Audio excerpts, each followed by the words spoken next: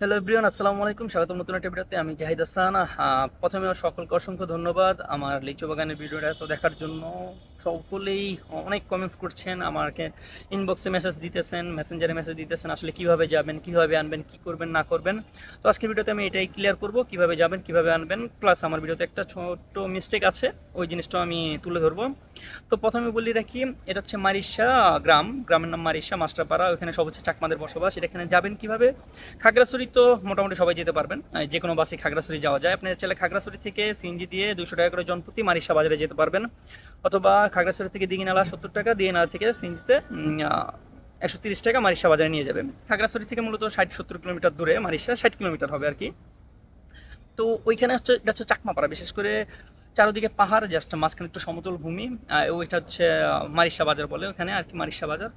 তো ওখানে আশেপাশে যত চাকমা পাহাড় টাহাড় আছে, সব জায়গায় লিচু গাছ পাবেন, আম গাছ পাবেন, আনারস পাবেন, আরও বিভিন্ন ধরনের ফল পাবেন। আর প্রত্যেকটা ফলের প্রাইস প্রচুর কম।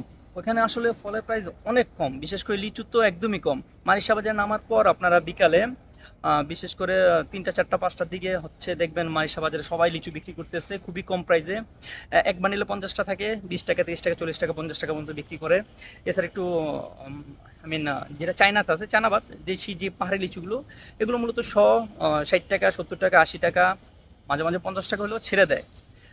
আর যদি আপনারা বাগানে যান বা লিচু গাছ থেকে কিনতে চান, সেখানে একটা গাছে আপনার প্রায় ১০-১৫ হাজার লিচু থাকে। ১৫০০ টাকা, ২০০০ টাকা, ২৫০০ টাকা হলে ছেড়ে দেয়। এটা হচ্ছে সাইজ বুঝে, কোয়ালিটি বুঝে। আর আমি ভিডিওতে একটা মিস্টেক করেছি, সেটা হচ্ছে আমি বলছি একটা গাছে ৩০-৪০ হাজার হয়। আসলে মূলত আমরা ওখানে কথা বলতেছিলাম ৩টা গাছের। ৩টা গাছের দাম একসাথে আমাদের থেকে ৮ হাজার টাকা চাইছিল। তো ৩টা গাছে ৩০-৪০ হাজার লিচু ছিল।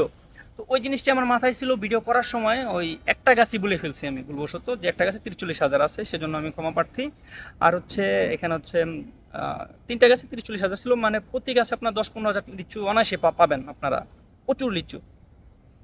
আর হচ্ছে লিচুর দাম কম, সবই ঠিক আছে, তবে আনাটা একটু কষ্টদায়ক। আসলে যদি এত সহজে আনা যেত, তাহলে দেখা যেতেছে সবাই ওখান থেকে নিয়ে আসতো। বাংলাদেশের সব থেকে কম প্রাইসে লিচু এখানেই পাওয়া যায়, দিনাজপুরও প্রাইস বেশি, ওইখানের মতো নাই। মানে আপনার যখন নাকি লিচু উৎপাদন বেশি হয় এই মারিশা গ্রামে, পাহাড় পর্বতে, তখন দেখা যায় চাকমারা মাত্র ১৩০ টাকা, ২০ টাকা, ২৫ টাকাও সব বিক্রি করে ফেলে। একটা পুরা গাছ, প্রায় ১০-১৫ হাজার লিচু গাছ ১ হাজার টাকা হইলেও দিয়া দেয়। আর হয়তো পারতে ২-৩ জন ছেলে নেবেন, একজনকে ২00-৩০০ টাকা করে দিলে ৩ জন ছেলে গাছ পেরে ফেলে দিতে পারবে ১,০০০ খানিক টাকার মধ্যে।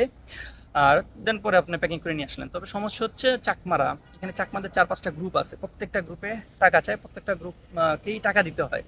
এই জায়গাটা একটু মানে ভেজালের। ভেজাল বলতে, আপনি যদি খাবারের জন্য আনেন, বাসার জন্য যদি আনেন, ১,০০০, ১,৫০০, ২,০০০ সর্বোচ্চ আনতে পারবেন, কোনো টাকা দিতে হবে না, কোথাও ১ টাকাও দিতে হবে না, শুধু গাড়িতে নিয়ে আসবেন। বাট যখন ব্যবসার জন্য আনবেন বা বেশি রকমে আনবেন, তখন প্রত্যেকেই একটু ভেজাল করবে, মানে টাকা চাবে, ২০০ টাকা, ৩০০ টাকা, ৫০০ টাকা করে চাইবো। তো এই যে জিনিসটা একটু প্যারাদায়ক। আর আরেকটা জিনিস হচ্ছে, শুধু যে ওইখানেই তা না, খাগড়াছড়িতেও টাকা চায়, টোল চায়, দিঘিনালাতেও টোল চায়।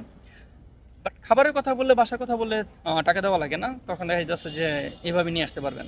বাট এছাড়া টোল দিতে হয়, টাকা দিতে হয়। যদি আপনারা কেউ ব্যবসার উদ্দেশ্যে যেতে চান, সেক্ষেত্রে দেখা যাচ্ছে আপনার ট্রাক ভরে আনতে হবে। ওখানে যেই স্থানীয় যে লোকরা আছে বা নেতা খেতা আছে, তাদের সাথে কন্ট্রাক্ট করে কিছু টাকা দিয়ে দেন পরে বের করতে হবে। এছাড়া আসলে বের করা খুব টাফ। তো এই ছিল মূলত সব কাহিনী। আর আমিও এভাবে নিয়ে এসেছি, আমি আসলে বেশি আনতে পারিনি, আমি আনছি ২৫০০। আপনার যদি একজন, এক প্রক্রিয়া আনা যায়, মানে এক কার্টন আনা যায় একজন, ১৫০০-২,০০০। আপনার যদি ৩-৪ জন যান, সেক্ষেত্রে ৮-১০ হাজার টাকা আনা যাবে। টাকা দেওয়া লাগবে না, খাওয়ার কথা বলে বাসা থেকে নিয়ে আসবেন, বাসার খাওয়ার কথা বলে নিয়ে আসতে পারবেন। তো এই ছিল আজকের ভিডিও। দেখা হবে পরবর্তী কোনো ভিডিওতে। আশা করি সকলে ক্লিয়ার হয়েছেন।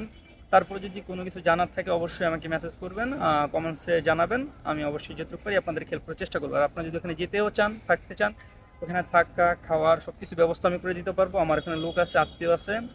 সো এই তো, ভালো থাকবেন।